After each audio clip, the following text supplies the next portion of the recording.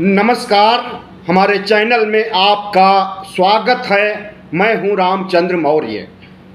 17वीं लोकसभा चुनाव 2024 का वाकई अलग ढंग से हो रहा है।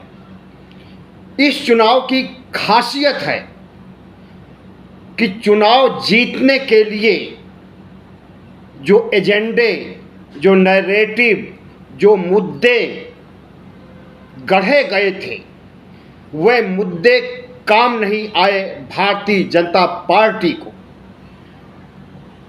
और साथ ही आरएसएस ने उसका साथ नहीं दिया। अगर कहा जाए कि भारतीय जनता पार्टी इन चुनावों में व्यापक रणनीति, चुनावी मशीनरी, डबल इंजन होने के बावजूद हारते हुए नजर आ रही है। भारतीय जनता पार्टी एक ऐसी पार्टी है जो अपने को दुनिया की नंबर 1 पार्टी मानती है और आर्थिक मामलों में, संसाधनों के मामले में भी नंबर 1 मानती है। लेकिन यह पार्टी जब अपने गठबंधन को लेकर के चुनाव लड़ती है और गठबंधन के दलों को नज़रअंदाज करते हुए अकेले ही मैदान में उतरती है, और इंडिया गठबंधन जो संसाधन विहीन है, कांग्रेस के पास पैसे नहीं हैं चुनाव लड़ने के लिए, उनके बैंक अकाउंट को फ्रीज कर दिया गया था, उनके आर्थिक स्रोतों पर नरेंद्र मोदी ने जिस तरह से कुठाराघात किया था, ऐसा भी किसी भी चुनाव में भारत में नहीं हुआ है। लेकिन इसके बावजूद इंडिया गठबंधन जिस मजबूती के साथ भारतीय जनता पार्टी और एनडीए को टक्कर दे रहा है, हम समझते हैं कि उसकी तारीफ की जानी चाहिए। वैसे इंडिया गठबंधन तो चुनाव लड़ ही रहा है, साथ ही साथ इस देश के वोटर्स भी चुनाव लड़ रहे हैं। महंगाई के मारे हुए, बेरोजगारी के मारे हुए और प्रधानमंत्री नरेंद्र मोदी की गलत नीतियों से सताए हुए, कोरोना से मरे हुए लोगों के परिजनों को सहायता राशि न मिलने से जिस तरह से प्रधानमंत्री नरेंद्र मोदी के खिलाफ अंडर करंट है, वह अंडर करंट अब दिखाई देने लगा है, या यूं कहें कि अब छठे चरण के बाद 7वें चरण जो होने जा रहा है 1 जून को, उसके पहले लहर दिखाई देने लगी है, और अभी तक यह लहर कहीं दबी हुई थी। पूर्वांचल में देखिए, उत्तर प्रदेश में 13 सीटों पर 7वें चरण में चुनाव होने जा रहा है, और इन 13 सीटों में से सिर्फ बनारस की सीट, जिस पर कि प्रधानमंत्री नरेंद्र मोदी पिछले 2 लोकसभा चुनावों से लड़ते आ रहे हैं, उन्हें भी कड़ी टक्कर मिलने जा रही है। हालांकि नरेंद्र मोदी जीत जाएंगे, लेकिन जीत का जो अंतर मत प्रतिशत में, वोट में रहा है 2014 में, 2019 में, उसमें काफ़ी गिरावट आ जाएगी, यह बात भी देखने को मिल रही है। बाकी 12 सीटों पर कहीं तो एक तरफा लड़ाई है और कहीं भारतीय जनता पार्टी की सीटें फंसी हुई है। अभी थोड़े समय पहले आपने देखा होगा कि आजमगढ़ में अखिलेश यादव की रैली में कितना जनसमूह उमड़ पड़ा था। उसी तरह से प्रयागराज और फूलपुर की रैली तो इतना ज़्यादा भीड़ वहाँ आ गई थी, इतना ज़्यादा जनसैलाब आ गया था कि पुलिस भी उन पर काबू नहीं पा सकी और जन सैलाब जब मंच तक पहुंच गया और मंच पर चढ़ गया तो यह कहिए कि कोई अनहोनी नहीं हुई, वरना इंडिया गठबंधन के कई नेताओं के साथ अनहोनी का भी अंदेशा था। लाठीचार्ज हुआ, कुछ घायल भी हुए, लेकिन इससे यह देखने में आया कि जो कहा जा रहा था कि इन चुनाव में लहर नहीं है, उन कहावतों को नकार दिया फूलपुर की जनता ने, इलाहाबाद और प्रयागराज की जनता ने। जिस तरह की भीड़ अखिलेश यादव और राहुल गांधी की समन्वित रैलियों में उत्तर प्रदेश में देखने को मिला है और जिस तरह से संविधान के मामले पर दलित और ओबीसी का एक बड़ा तबका प्रधानमंत्री नरेंद्र मोदी के खिलाफ गया है और मायावती का वोट बैंक भी खिसक करके संविधान बचाने के लिए इंडिया गठबंधन की ओर उन्मुख हुआ है, उससे यही कहा जा सकता है कि उत्तर प्रदेश में 4 जून को जब मतगणना होगी तो बहुत बड़ा खेला नजर आएगा। विश्लेषकों का, बुद्धिजीवियों का, पत्रकारों का मानना है कि उत्तर प्रदेश में इस बार 50-50 होने जा रहा है, यानी 40 सीट इंडिया गठबंधन को और 40 सीट एनडीए गठबंधन यानी भारतीय जनता पार्टी को मिलने वाला है।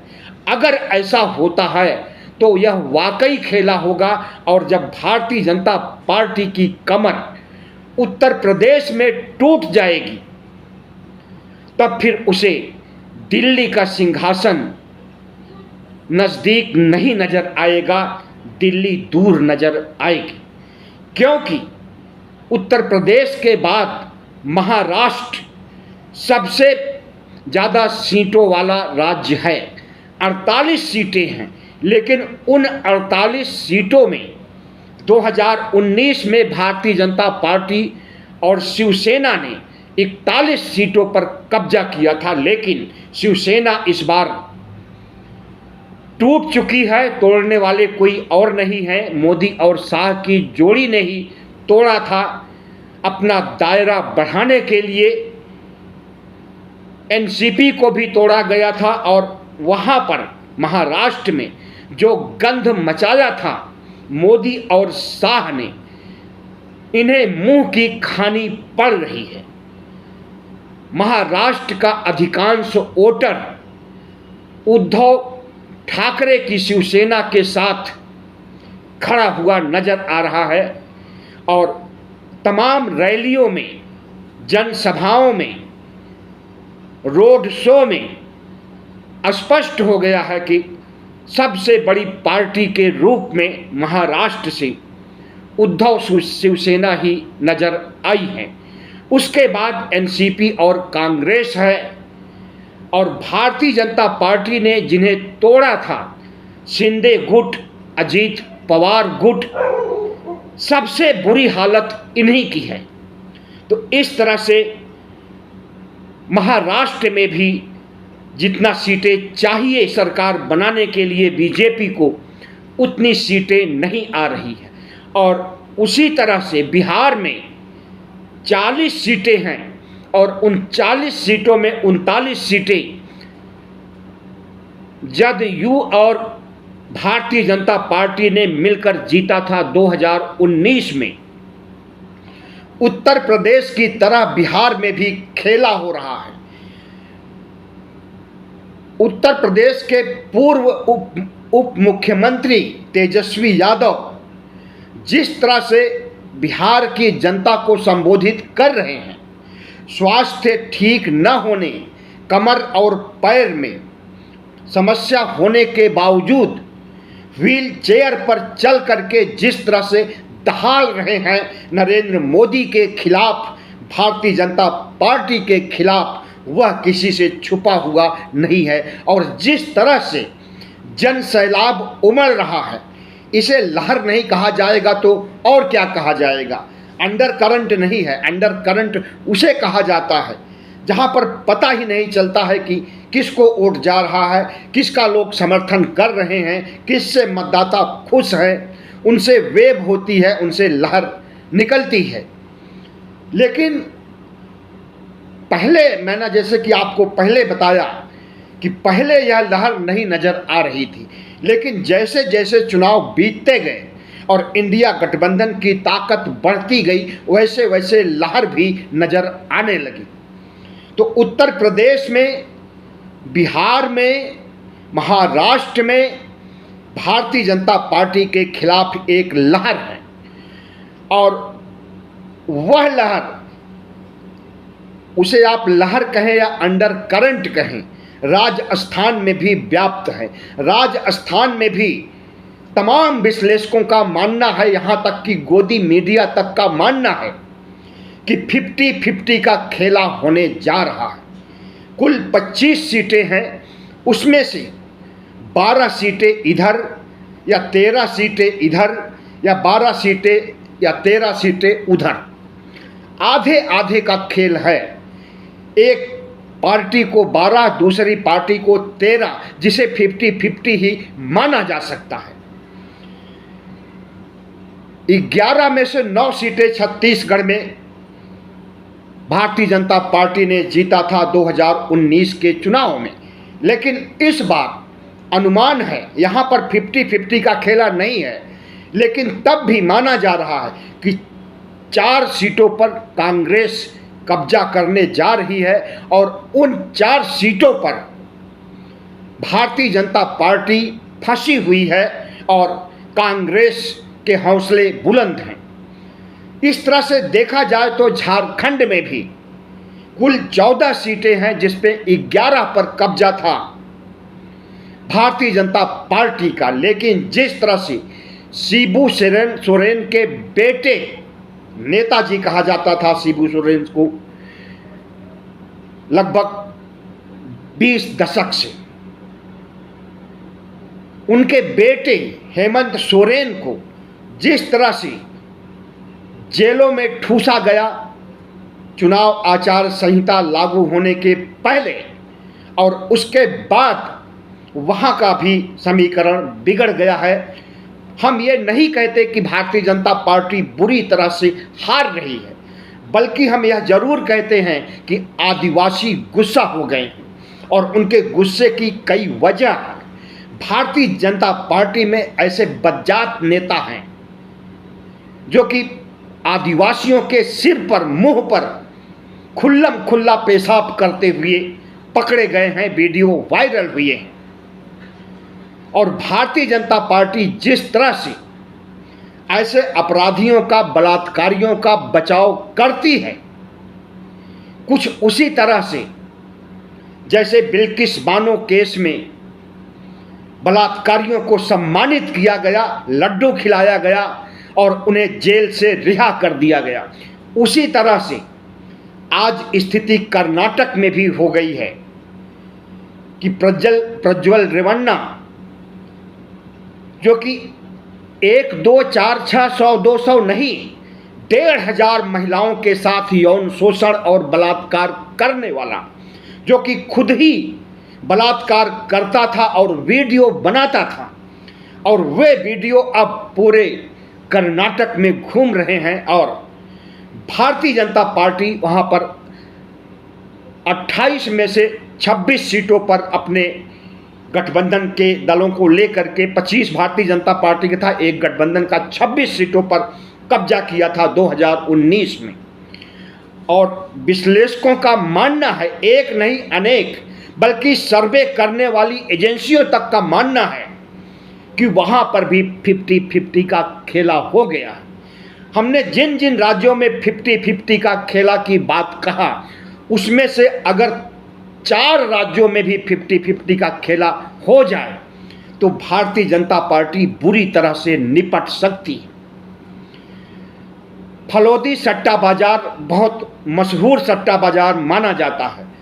आज का फलोदी सट्टा बाजार का आंकड़ा है कि भारतीय जनता पार्टी को 209 सीटें मिल रही हैं 2024 के लोकसभा चुनाव में और इंडिया गठबंधन को 253 सीटें मिल रही हैं।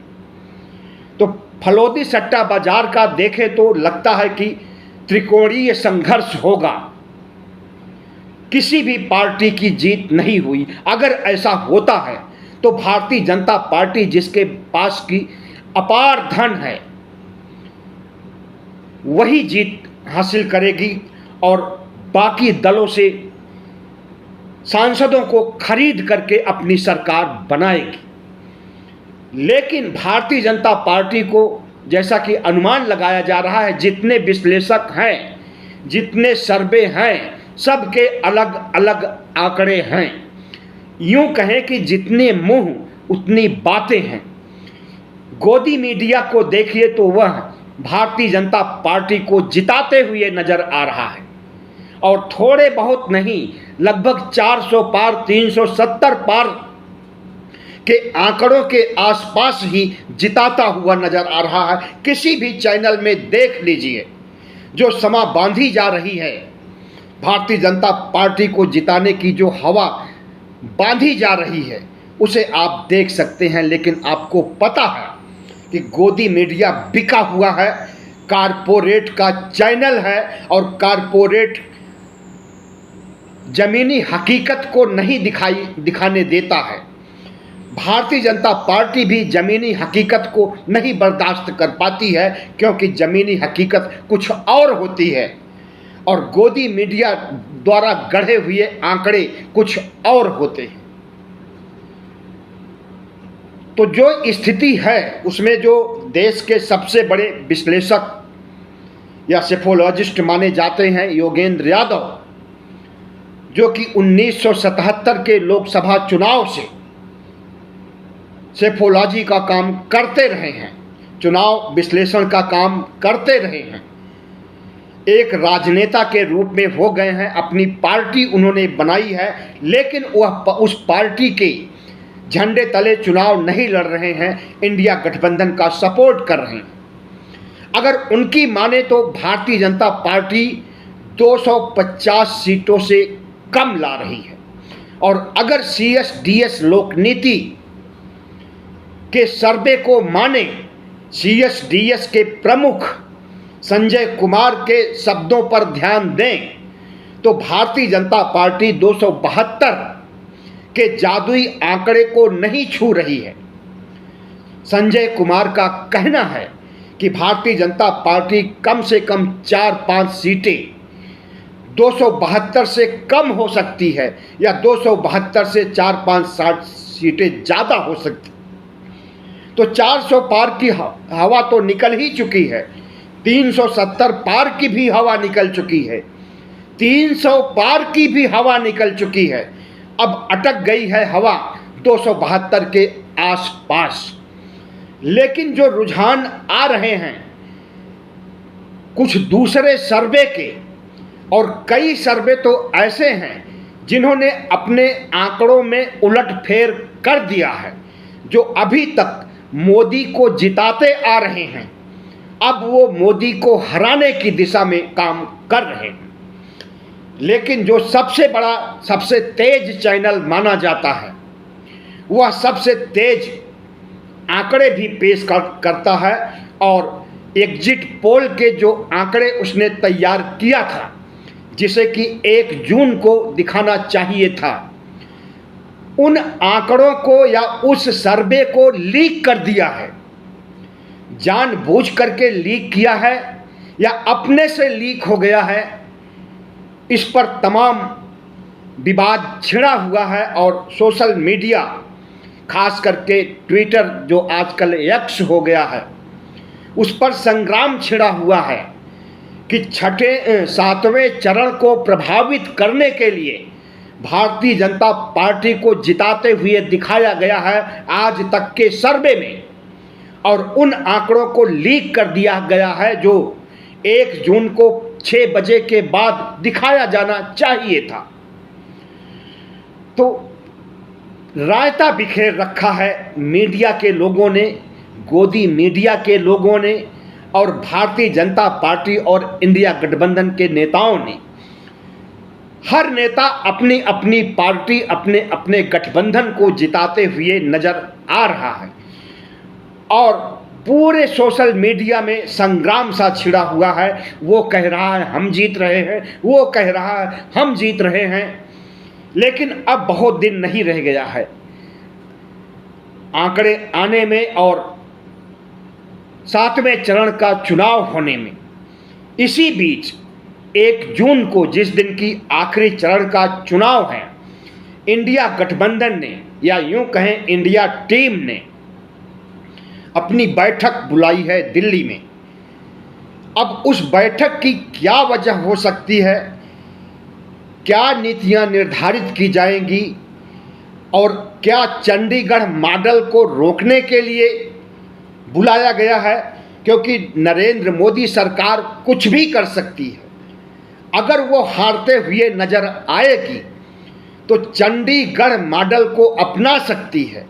चंडीगढ़ मॉडल वो है जिसमें कि धांधली करके चुनाव जीतने का उपक्रम करती है भारतीय जनता पार्टी। मेयर ज़्यादा जीतते हैं आम आदमी पार्टी और कांग्रेस को, पार्षद ज़्यादा जीतते हैं कांग्रेस पार्टी के और आम आदमी पार्टी के, और मेयर बन जाता है भारतीय जनता पार्टी का। और सुप्रीम कोर्ट ने हालांकि उस पर सुनवाई किया और दूध का दूध, पानी का पानी कर दिया है, और जिस शख्स ने धांधली किया था उसके ऊपर मुकदमा चलाने की बात कही है। मुकदमा चलेगा भी, दंडित होगा भी। लेकिन जब से चंडीगढ़ मॉडल सामने आया है तब से लोकसभा चुनाव पर भी प्रश्न चिन्ह उठाया जा रहा है कि नरेंद्र मोदी अगर चुनाव से पहले मनोज पांडे, जो कि सेनाध्यक्ष हैं, आर्मी के प्रमुख हैं, वो रिटायर्ड होने वाले थे 30 मई को और उन्हें एक्सटेंशन दे दिया गया 30 जून तक के लिए, 1 महीने का एक्सटेंशन दे दिया गया। तो सवाल उठता है कि उन्हें एक्सटेंशन चुनाव के वक्त क्यों दिया। सीमा पर कहीं कोई ऐसी आहट नहीं आ रही है कि लड़ाई होने वाली है, न चीन की तरफ से, न बांग्लादेश की तरफ से, न पाकिस्तान की तरफ से, न पीओके की तरफ से, कहीं से भी सीमा पर कोई तनाव नज़र नहीं आ रहा है। ऐसे में सेना अध्यक्ष को 1 महीने के लिए एक्सटेंशन देना यही साबित करता है कि चुनाव में कुछ बड़ा खेला होने वाला है। नरेंद्र मोदी धांधली के जरिए चुनाव जीतना चाहेंगे जब वो हारते रहेंगे तो, और जब विपक्ष, वोटर्स, इस देश के मतदाता आंदोलन करेंगे तो उनके आंदोलन को पुलिस नहीं दबा सकती है, पैरा मेडिकल फोर्स नहीं दबा सकते हैं। उसके लिए सेना की जरूरत पड़ेगी और लगता है कि गृह युद्ध छिड़ जाएगा। 4 जून तक या 4 जून के बाद भी 2-4 दिन तक हमें लगता है कि देश बहुत संवेदनशील स्थिति में रहेगा। इस बीच कुछ भी हो सकता है। सेना का इस्तेमाल किया जा सकता है, पुलिस का इस्तेमाल किया जा सकता है, और नरेंद्र मोदी हारते हुए इतनी आसानी से गद्दी नहीं छोड़ना चाहेंगे। मीडिया में खबर चल रही है कि अगर नरेंद्र मोदी 230 या 240 के आसपास रहेंगे तो आरएसएस ही अपने रथ का घोड़ा बदल देगा, नरेंद्र मोदी को बाहर कर देगा और नितिन गडकरी या राजनाथ को प्रधानमंत्री बनाने की कोशिश करेगा। और पूरी भारतीय जनता पार्टी, जो कि नरेंद्र मोदी और अमित शाह के तानाशाही रवैये से दुखी है, वह पूरी पार्टी और आरएसएस समर्थन करेगा और ज़रूरत पड़ेगी तो केसीआर से समर्थन लिया जाएगा, नवीन पटनायक से लिया जाएगा, मायावती अगर 1-2 सीटें जीतती हैं तो उनसे लिया जाएगा, वाईएसआर कांग्रेस से, तेलुगु देशम पार्टी से, जो कि किसी गठबंधन में नहीं है, इनसे समर्थन लेकर के मोहन भागवत किसी को भी बना सकते हैं। लेकिन अमित शाह और नरेंद्र मोदी को पार्टी के बाहर का रास्ता दिखाने का मन बना चुके हैं। अब देखिए होता क्या है। हमें तो लगता है कि इंडिया गठबंधन के प्रति पूरे देश में अंडर करंट था।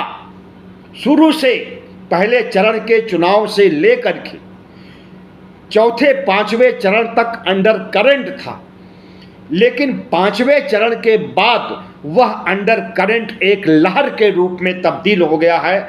और जैसा कि मैंने अभी बताया कि कई राज्यों में 50-50 का खेला होने वाला है।